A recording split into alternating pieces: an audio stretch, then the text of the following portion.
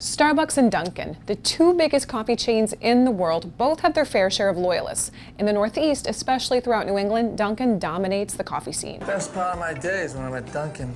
Think that's sad? Yes, very.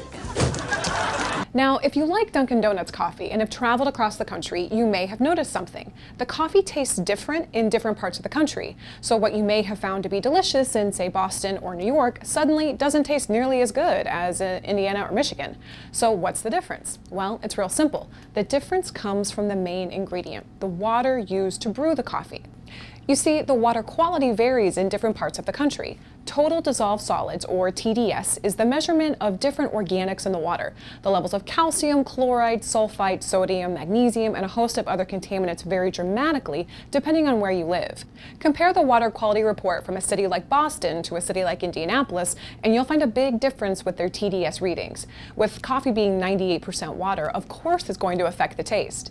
Now let's look at Starbucks. Get a cup of coffee from them in New York and one in Los Angeles or even one in Japan, and you will notice that they all taste exactly the same. Now, why is this?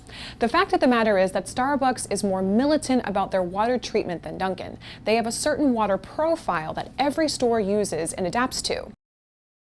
Several years ago, a new business approached us with a simple concept, coffee and bagels. The hook was that they wanted bagels that were as good as ones you could find in Brooklyn, New York. You see, Brooklyn gets its water from the Catskill Mountains, and it's some of the best water in the country. This is one of the reasons why many say New York has the best pizza and the best bagels. The water in the dough is what makes it so good. We designed a water system that created water identical to what you would find in the city of Brooklyn.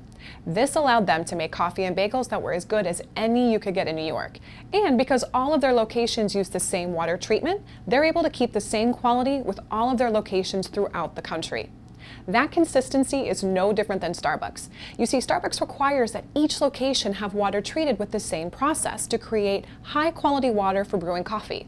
This means that whether you're in a mall in New York or an airport in Tampa, the water in Starbucks will be the exact same, which means the coffee will be consistently the same. I can't guarantee that you'll like Starbucks, but I can guarantee it will be consistent.